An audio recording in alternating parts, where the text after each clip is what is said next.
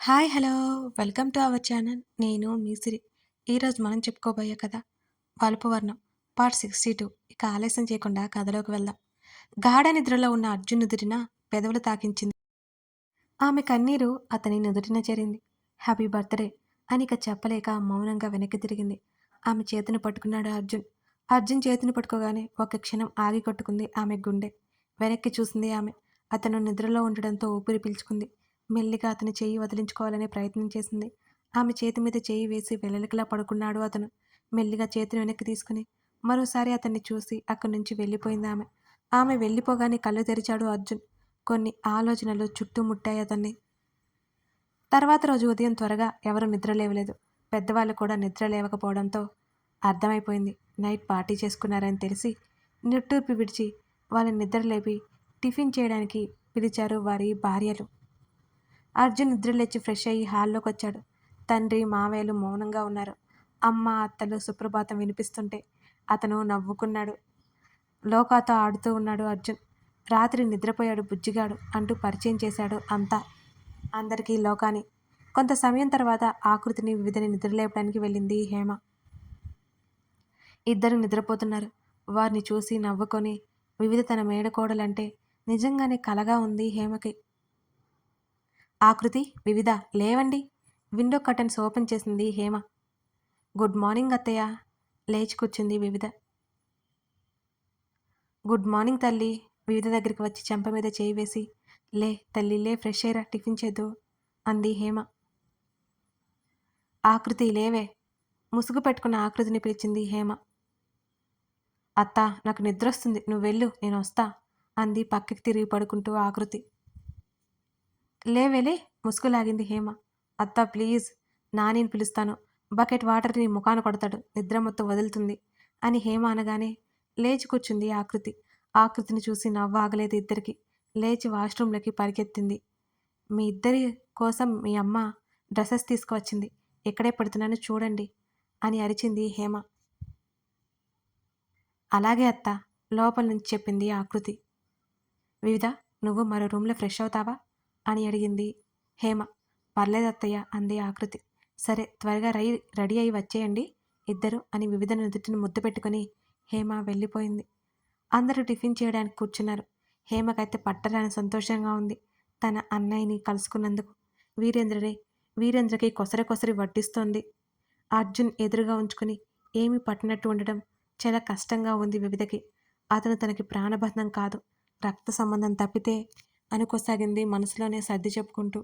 మౌనంగా తినకుండా ఉన్న వివిధని గమనించిన హేమ, ఏమైంది వివిధ, వంట నచ్చలేదా అని అడిగింది.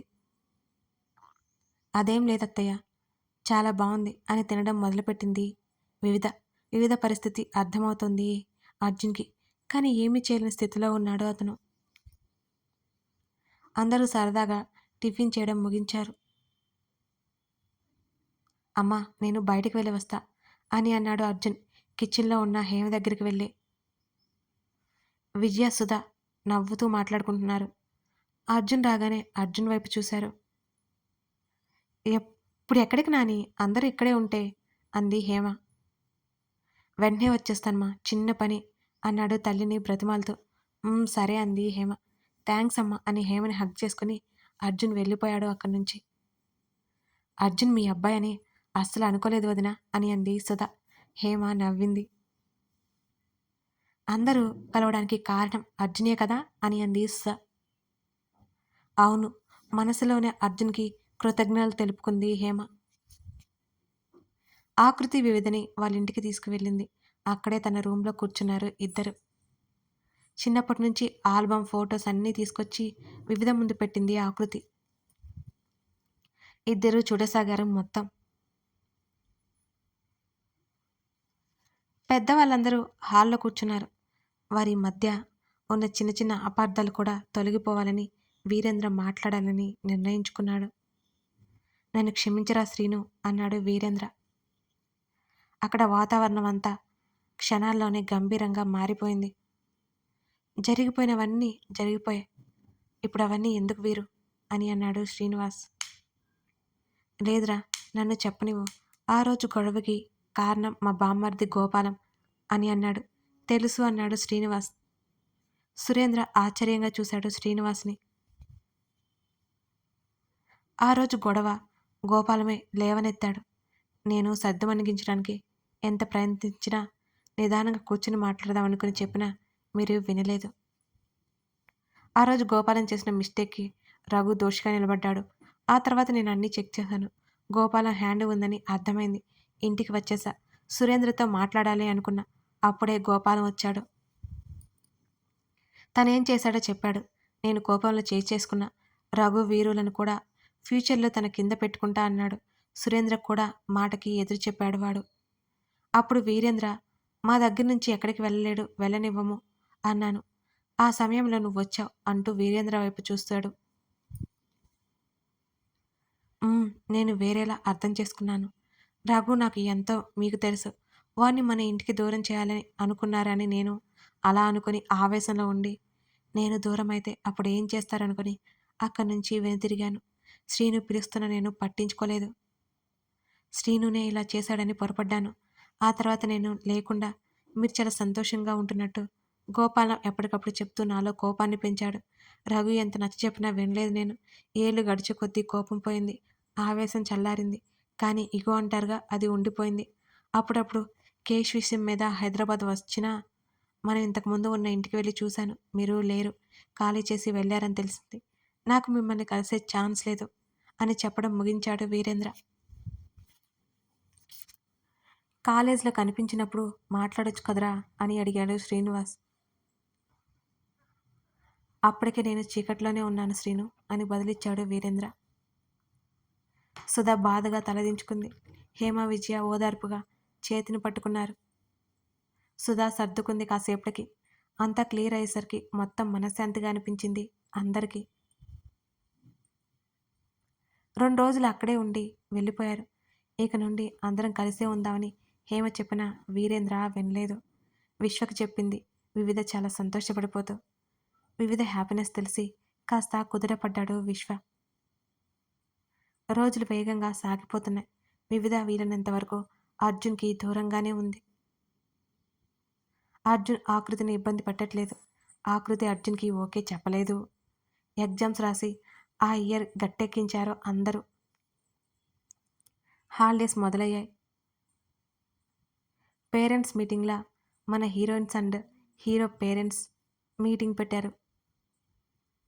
వివికి సంబంధాలు చూస్తున్నారా అని అడిగింది హేమ. చూస్తున్నాం ఆకృతి అని సుధా విజయని చూస్తూ అంది. దానికి చూస్తున్నారు వాళ్ళ డాడీ అని విజయ ముభావంగా చెప్పింది. అదేంటి అర్జున్ ఆకృతి పర్ఫెక్ట్ కదా అని వీరేంద్ర అన్నాడు. ఉలిక్కిపడి చూసింది ఆకృతి. వివిధ వింటోంది వాళ్ళ మాటలు. అర్జున్ డాడీ మామయ్య ముఖం చిత్రాలు ఏంటా అని చూస్తున్నాడు. అదేం లేదు వీరు వాళ్ళిద్దరికి ఇష్టం లేదు. వాళ్ళకి ఇష్టం లేకుండా మేమేం చేయలేం కదా అని అన్నాడు శ్రీనివాస్. ఇంకా చెప్పలేదా అర్జున్ ఆకృతిని చూసింది వివిధ. లేదు అన్నట్టు అడ్డంగా తల ఊపాడు అర్జున్. అర్జున్ నాకైతే బాగా నచ్చాడు. అర్జున్కి వివిక్ కూడా ఇష్టం ఉంటే పెళ్లి చేస్తే ఎలా ఉంటుంది అని అన్నాడు వీరేంద్ర. వివిధ ఆకృతి అర్జున్ షాక్తో నోరు తెరిచారు ఆ మాటకి. సురేంద్ర ముఖంలో అసహనపు ఛాయలు కనిపించాయి. అర్జున్ వైపు చూశాడు దిగులుగా. అర్జున్ గమనించాడు తన మామయ్య చూపులను. విజయ, హేమ కంగారు పడిపోయారు. పిల్లల ఇష్టం అని శ్రీనివాస్ అన్నాడు. సుధకి వేరే ఆలోచన ఉండడంతో అర్జున్ ప్రపోజల్ని అంతగా ఇష్టపడట్లేదు సుధ. అర్జున్ అలాంటి ఆలోచన లేదు అని చెప్పేద్దామనుకుని ఆకృతి వైపు చూశాడు అతను. మౌనంగా ఏడో చూస్తోంది ఆకృతి. నోరు విప్పుతుందేమోనని ఆశగా చూశాడు. అర్జున్ని అసలు చూడలేదు ఆమె. ఎలాగూ చెప్పేలా లేదని నోరు తెరిచేలోపే కాల్ రావడంతో కాల్ వచ్చింది అని అక్కడి నుంచి పక్కకెళ్ళిపోయాడు అర్జున్. వివిధకి బాధ ఎక్కువై తన గదిలోకి వెళ్ళిపోయింది. నువ్వు పెద్దవాళ్ళు వేరే విధంగా అర్థం చేసుకున్నారు. నెక్స్ట్ డే అర్జున్ శ్రీనివాస్ పిలిచాడు. చెప్పండి డాడీ, నేను ఒక విషయం అడుగుతాను. నా మాట కాదంటావా? అలా ఏమీ ఉండదు డాడీ. ఏంటది అని అడిగాడు అర్జున్. జాబ్ జాబ్ కన్ఫర్మ్ అయింది కదా? హా డాడీ, మీ మామయ్య కూతుర్ని మా ఇంటి కోడలుగా చేసుకోవాలనుకున్నా. నువ్వేమంటావు అని అడిగాడు. మీ ఇష్టం డాడీ. అతని ముఖం వెలిగిపోయింది. అర్జున్ ఒప్పుకున్నందుకు శ్రీనివాస్కి హ్యాపీగానే ఉంది. ఆ విషయం వెళ్ళి పెద్దవాళ్ళందరికీ చెప్పాడు. అర్జున్ ఒప్పుకున్నాడని తెలిసి హేమ విద్యకి మాట రానేలేదు. వివిధ ఒకరోజు అర్జున్ వాళ్ళ ఇంటికొచ్చింది. అర్జున్ లోకాతో ఆడుతుంటే అలా చూసి తర్వాత తేరుకుని పలకరించి ఎదురుగా కూర్చుంది. శ్రీనివాస్తో మాట్లాడి హేమని అడిగింది. గుడికి వెళ్ళారు అని శ్రీనివాస్ చెప్పాడు. వివిధ ముందే వస్తున్నట్టు చెప్పడంతో ఆకృతి అక్కడికి వచ్చింది. అర్జున్ శ్రీనివాస్ పిలిచాడు. ఏంటి అన్నట్టు చూశాడు అర్జున్. వివిధకి డ్రెస్ తీసుకోవాలి అని అమ్మ అంది. మీ ఇద్దరు వెళ్ళి తెచ్చుకోండి అని అన్నాడు శ్రీనివాస్. నాకు కొన్నారు. వివిధకు కూడా తేవాలి అనుకుందేమో అత్త. మర్చిపోయా. వివిధ కోసం తీసుకున్న డ్రెస్ అత్త దాచింది కదా, గుర్తులేదేమో అనుకుంది ఆకృతి. మేమా అడిగాడు. త్వరలో కాబోయే భార్యాభర్తలు వెళ్ళండి తప్పేముంది అని శ్రీనివాస్ అనగానే అయోమయంగా చూశారు ముగ్గురు. డాడీ ఏమంటున్నారు టెన్షన్గా అడిగాడు అర్జున్. అవును, ఆ రోజు మీ ఇష్టం అన్నావు, మర్చిపోయావా? ఆకృతిని వద్దు అన్నట్టు వివిధని వద్దు అంటాడని శ్రీనివాస్ భయం కూడా. మీరు మీరు అడిగింది వివిధ గురించా? ఆశ్చర్యంగా అడిగాడు అర్జున్. అవును అన్నాడు శ్రీనివాస్. బాధగా మారిపోయాడు అర్జున్. సంతోషమేనన్నట్టు ఆకృతి వైపు చూశాడు. డాడీ ఎక్కడ ఆకృతిని అడిగాడు శ్రీనివాస్ సోఫాలో నుంచి పైకి లేస్తూ. ఇంట్లో మావయ్య అంది. ఓకే. ఫోన్ చూసుకుంటున్నాడు అక్కడే కూర్చొని శ్రీనివాస్. తల పట్టుకుని కూర్చున్నాడు అర్జున్. వెంటనే అక్కడి నుంచి తన గదిలోకి వెళ్ళిపోయాడు అతను. మొదటికే మోసం వచ్చిందని అతనికి అర్థమైపోయింది. వివిధ ప్లీజ్ డాడీ మాటలు పట్టించుకోకు ఆమెకు మెసేజ్ చేశాడు. అలాగే ఇంట్లో త్వరగా చెప్పండి రిప్లై ఇచ్చి కళ్ళు తుడుచుకుంది వివిధ. దెయ్యం మౌనంతో చంపుతుంది, ఒప్పుకోకుండా ఏం చెప్పమంటావు అనుకుని బాధగా సీలింగ్ వైపు చూశాడు అర్జున్. అతను బెడ్ మీద వాలిపోయాడు.